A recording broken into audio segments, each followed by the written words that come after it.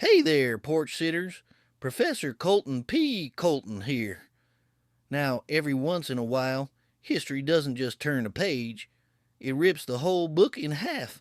And today, we're stepping into one of those moments that changed the world forever, Pearl Harbor. Before we dive in, be sure to like, subscribe, and ring that bell so you don't miss our next trip through time. All right, let's set the scene. There are these moments in history that don't just mark time, they completely shatter it, changing the course of everything in just a matter of hours. Today, we're going to unpack one of those moments, the attack on Pearl Harbor, a day that truly and forever altered the world. Let's dive in and see how it all unfolded. So, let's set the scene. The date is a big one that's etched into our history. December 7th, 1941. Just try to imagine it. It's early morning on the beautiful, tranquil island of Oahu. It's a U.S. naval base, and thousands of American sailors are just starting their day. The sun's coming up, casting this peaceful glow over these mighty battleships resting at anchor. I mean, for most people there, it was just Sunday. A day for a little rest, maybe writing a letter home or grabbing breakfast. There was absolutely no warning, no sense of any impending danger. And it's this deceptive, peaceful calm that made what happened next so utterly and completely shocking. Okay, so you have this peaceful scene in Hawaii, right? But here's the thing. While Pearl Harbor was quiet, the rest of the world was engulfed in conflict. So what led to this moment? To really understand why Japan launched such an audacious attack, we have to zoom out and take a look at the global chessboard of 1941. By late 1941, war was raging across Europe and Asia. Japan was on a path of aggressive expansion, and they were desperate for resources, things like oil and metal to fuel their war machine.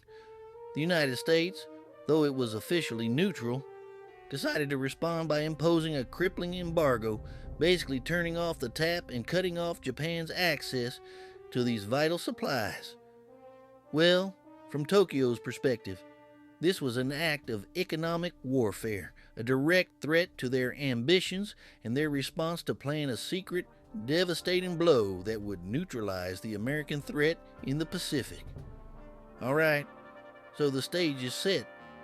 Let's get right to that moment, the moment everything changed.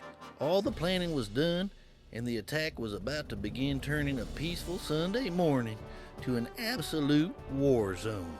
It's 7:55 a.m., and just like that, the morning calm is shattered.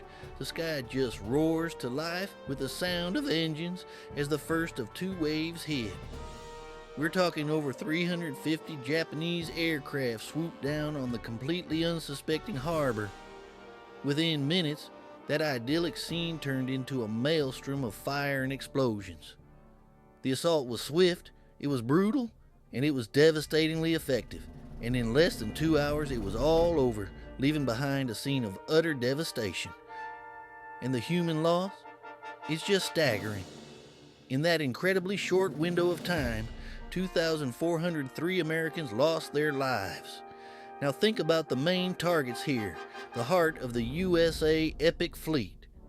These huge battleships all lined up on what they called Battleship Row.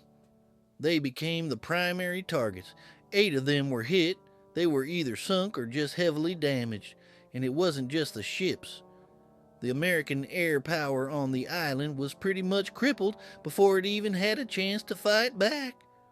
Over 300 aircraft were destroyed or damaged, many of them while they were still parked, wingtip to wingtip, basically sitting ducks.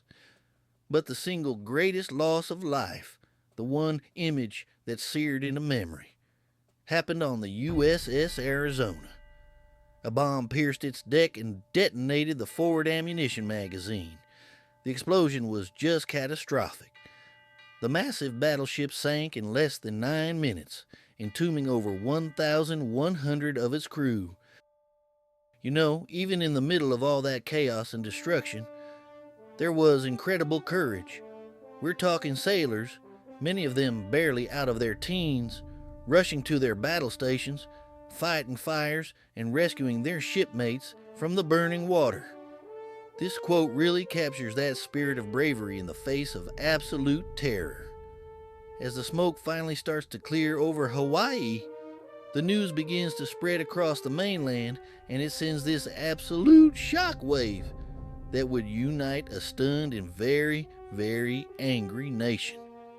The entire country was in shock, grieving, and looking for leadership.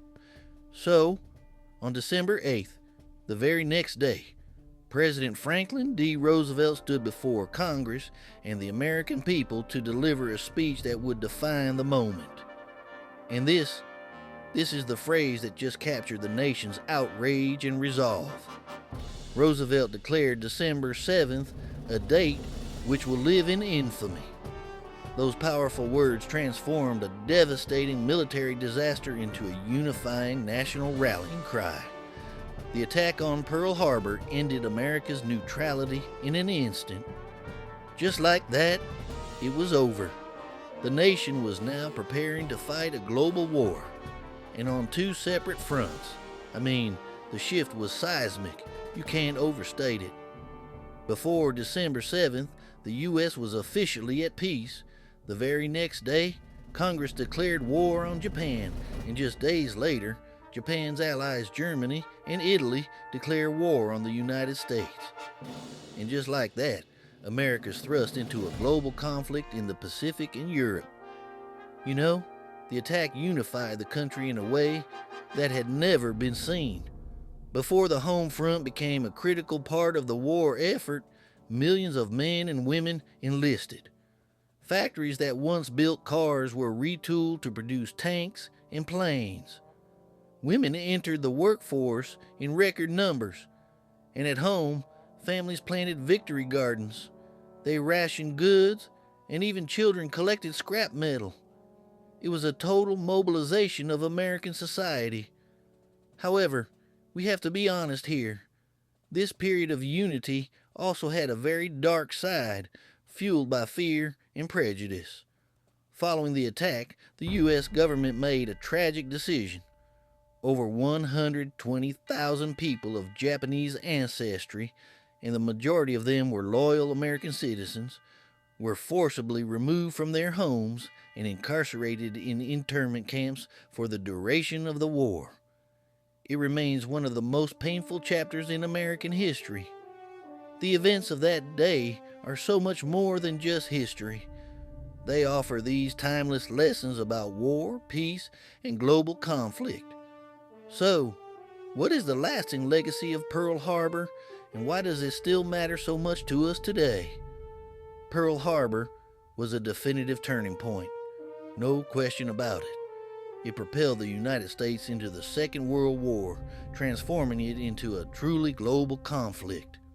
From that day forward, the world was engaged in this long, brutal struggle that would ultimately reshape borders and alliances for the rest of the 20th century. What should we really take away from all this? Well, the attack teaches us that history can pivot in an instant, that courage can emerge from the darkest moments, and that freedom requires constant vigilance. It's a stark reminder that war's cost is always immense, and that peace, however fragile it might be, is always precious. And that really brings us to our final thought. Remembering events like Pearl Harbor isn't just about honoring the past. It's about learning from it so that we can build a better future. The responsibility to remember, to understand, and to apply these lessons, well, that falls to all of us. If this story moved you, challenged you, or taught you something new, go ahead and like this video, subscribe to the channel, and share it with someone who loves history too. This is Professor Colton P. Colton, and I'll see you right back here on the back porch, where history always has a story to tell.